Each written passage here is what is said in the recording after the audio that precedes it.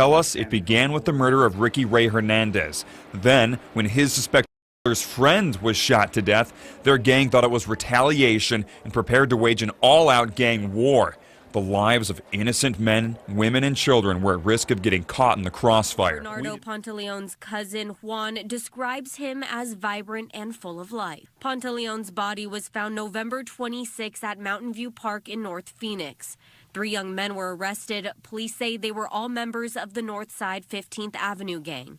21-year-old Manuel Carrasco Calderon, 20-year-old Jose Rodriguez, and 21-year-old Leonardo Santiago. Information on a Phoenix police officer shot in the line of duty. The suspect makes his first court appearance this afternoon. The shooting happened yesterday morning in South Phoenix, sending the first-year officer to the hospital and leading to an 8-hour search for that suspect.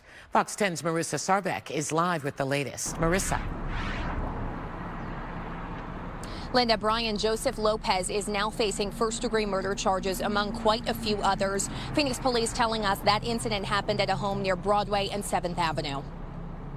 Mr. Lopez tried to kill a police officer. Around 10 o'clock Friday morning in the area of Broadway and 7th Avenue. Valley of the Sun, known for its Red Rock sunsets, championship teams like the Suns and Cardinals, and hip-hop voices like Megaran and Futuristic.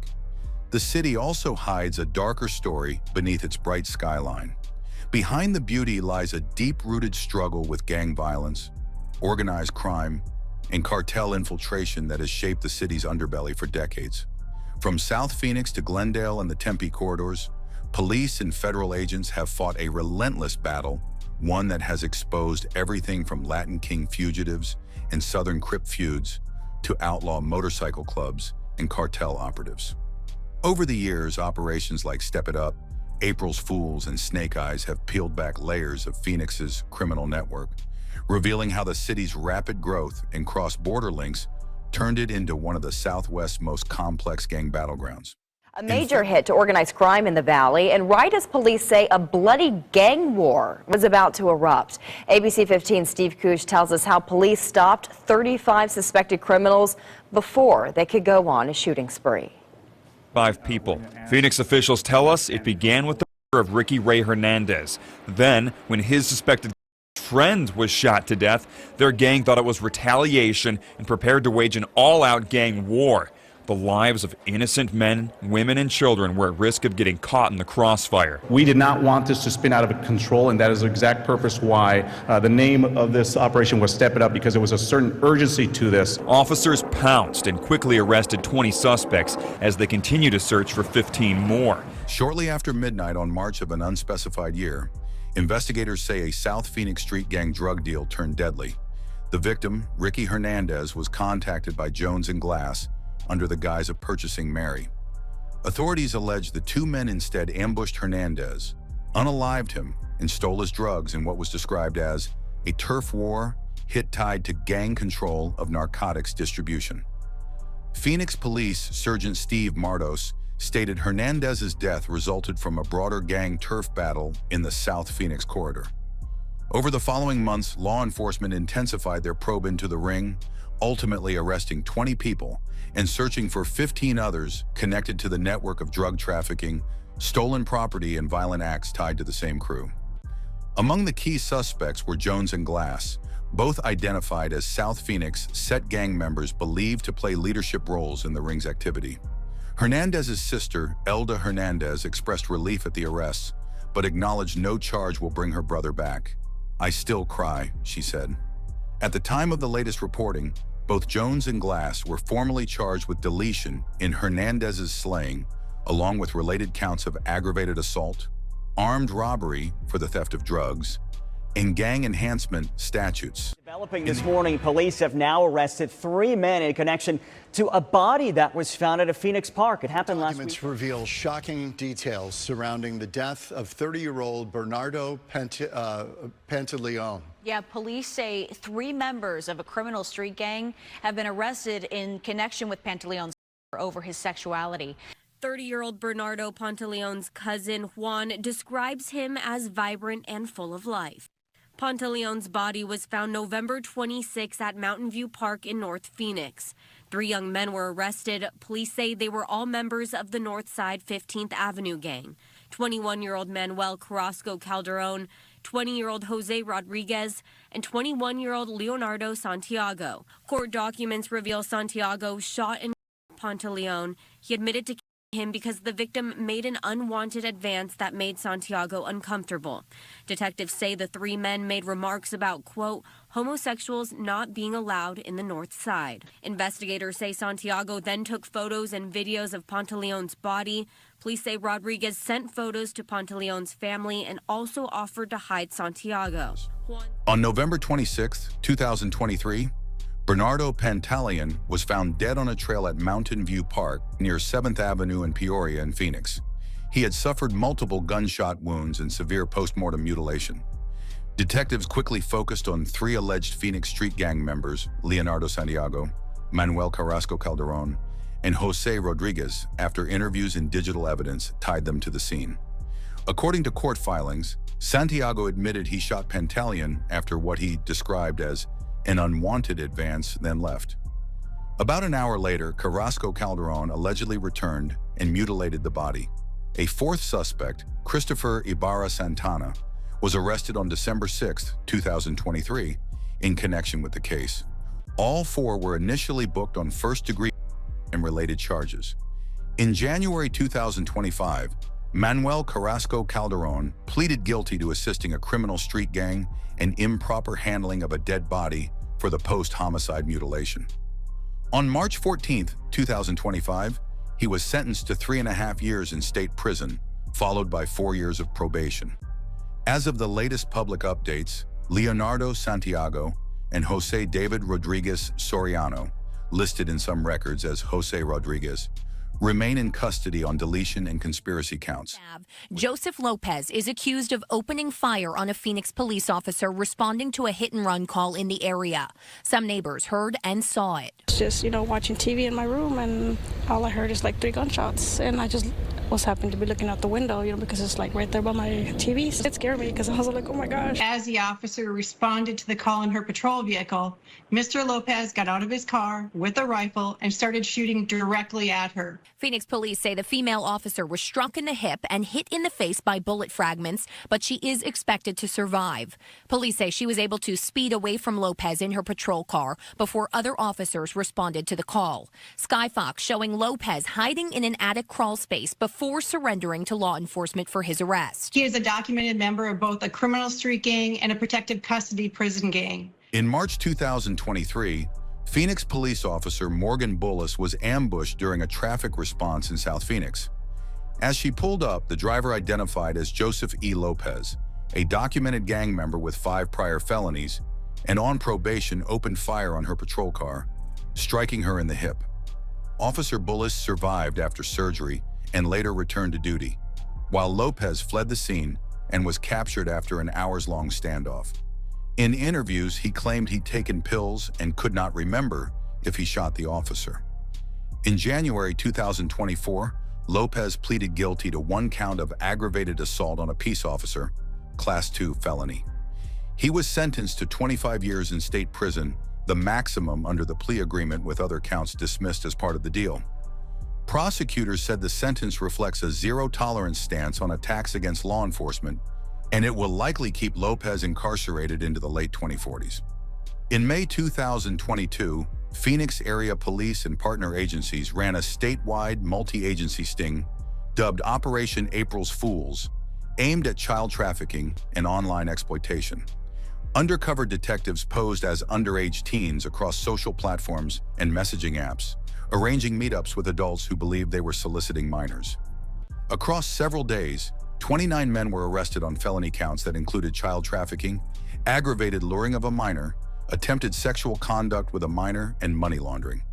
Moses Angel Compion by Chandler Police on child trafficking and related charges, and Jan Mikaleko by Phoenix Police on child trafficking and associated felonies. The sweep brought together Phoenix PD, Chandler PD, Mesa PD, Scottsdale PD, Surprise PD, DPS, the FBI, and the Arizona Attorney General's Office, reflecting a coordinated push to disrupt predatory networks that recruit or exploit children online. All 29 suspects were taken into custody and booked on their respective felony charges.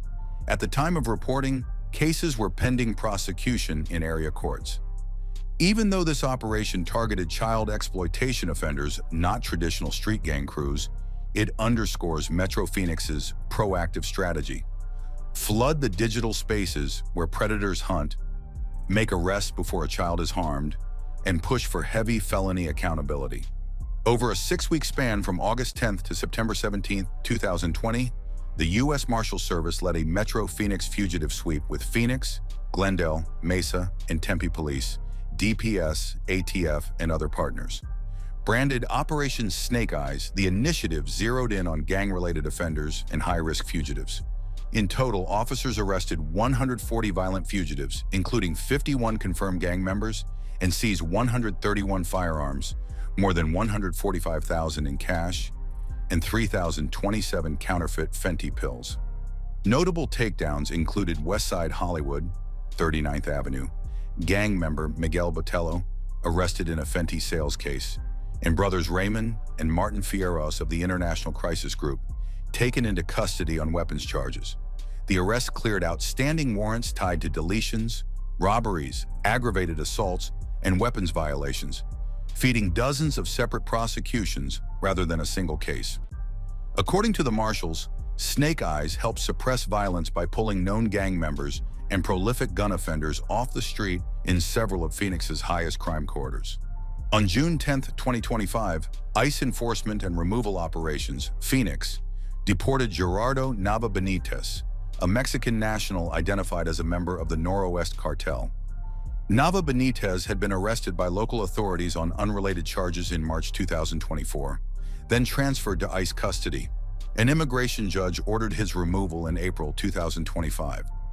ICE transported him to the Dennis de Concini port of entry in Nogales and turned him over to Mexican authorities. In the early hours of New Year's Day 2023, Phoenix detectives say a rolling ambush unfolded after a group left a downtown nightclub and briefly stopped at a Circle K near 7th Street and Roosevelt. A black Dodge Charger, seen circling the lot later, pulled alongside the victim's Mercedes SUV near Jefferson Street just west of I-10 and opened fire, striking 2 passengers. 19-year-old Leon Greer was rushed to the hospital and died the next day. A second passenger was shot in the leg and survived. Investigators pieced the case together using surveillance video from the club and gas station, distinctive clothing and tattoos that identified the Charger's driver, and GPS data from a court-authorized tracker already on the Charger that showed the car accelerating from about 30 miles per hour to nearly 75 miles per hour at the time of the shooting. The Charger's owner, Randall Thomas, later appeared at a hospital with a gunshot wound to his hand and, according to police, discussed being shot while on a mission in a social media exchange. Officers arrested Thomas and Gary Green at their homes, seizing multiple firearms, including a 9-pistol matching casings found at the scene. Both men were described by police as documented gang members already under investigation amid a growing feud with other South Phoenix sets, and the attack is believed to have been retaliatory for an earlier gang-related shooting. Thomas and Green were booked into the Maricopa County Jail on counts that included homicide and aggravated assault with gang enhancements. On June 20th, 2023, a rolling ambush at 48th Street and Baseline Road in Phoenix's South Mountain area left a 35-year-old man dead and another passenger wounded. Investigators say dash cam footage shows a white Kia Optima speeding up alongside the victim's vehicle and unleashing a burst of gunfire, 24 rounds in rapid succession from the rear passenger area of the Kia. The man seated in the rear center seat of the victim car was fatally struck. A second passenger in the rear driver's seat was also hit but survived. The Kia was later found abandoned near 48th Street and Warner Road. Detectives identified Maki Rakel Hinkle and Zion Mantel Colber as suspects, alleging Hinkle fired from the rear passenger side, while Colber was positioned in the rear driver's seat of the Kia. Police and court documents describe both men as documented Southern Crips members, while the surviving victim is identified as a Park South Crips affiliate. Authorities believe the shooting is part of an ongoing feud between Southern Crips and Park South Crips. Hinkle and Colbert were arrested on July 21, 2023, and booked on first-degree deletion aggravated assault, drive-by shooting, criminal damage, and criminal street gang charges. Gang enhancements. Phoenix detectives arrested Benny Dansby Jr., identified in court records as the president of the Chosen Few Motorcycle Club's Glendale chapter, on suspicion of deleting a rival club leader during a chaotic April fish fry near Chase Field. Investigators say the confrontation was a turf dispute that exploded in front of hundreds of onlookers. When officers arrived, they found two men shot, the rival leader, who later died, and Dansby, who had a gunshot wound to his lower right leg. Multiple witnesses described a melee involving roughly 30 club members. A caller who identified himself as a participant from the victim's side told police Dansby fired first, striking the victim in the abdomen. Gunfire and fighting then broke out across the crowd. The same witness said Dansby shouted, "This is Glendale," signaling an attempt to claim territory for his chapter. Family members of the deceased told investigators the two men had been arguing over control of the club. Dansby was taken into custody at his home near 83rd Avenue and Camelback Road. Serving a search warrant there, police reported seizing an AR-15 rifle, loaded magazines, and a baggie of a suspected drug. He was booked into the Maricopa County 4th Avenue Jail on intentional second-degree deletion and criminal street gang-related charges. In February 2024, ICE Phoenix agents arrested Hugo Leonel Soto Moran, an unlawfully present Guatemalan national and validated Latin Kings member, during an Apache Junction operation. Soto Moran has two prior federal convictions out of Maryland: possession of an unregistered firearm, 2009, and conspiracy to participate in a racketeering enterprise, 2011. ICE Phoenix Field Office Director John Cantu said Soto Moran showed blatant disregard for U.S. immigration laws and posed a public safety risk. He was placed into removal proceedings under immigration law, not a new Arizona criminal case, with ICE emphasizing its focus on arresting non-citizens who pose the greatest threat to public safety. From the Latin Kings to the Southern Crips, from biker wars to cartel connections, Phoenix's story is one of power, survival, and control. Each arrest, from midnight ambushes to high-stakes sting operations, shows how law enforcement continues to strike at the heart of the city's violent underground. Yet even with record takedowns and massive joint operations, the streets still echo with the legacy of gang rivalries and old grudges that refuse to die. The Valley of the Sun continues to shine, but its fight against organized crime burns just as hot. Phoenix stands as both a symbol of rebirth and a reminder that behind every palm tree and skyline light, there's still a war being fought in the desert.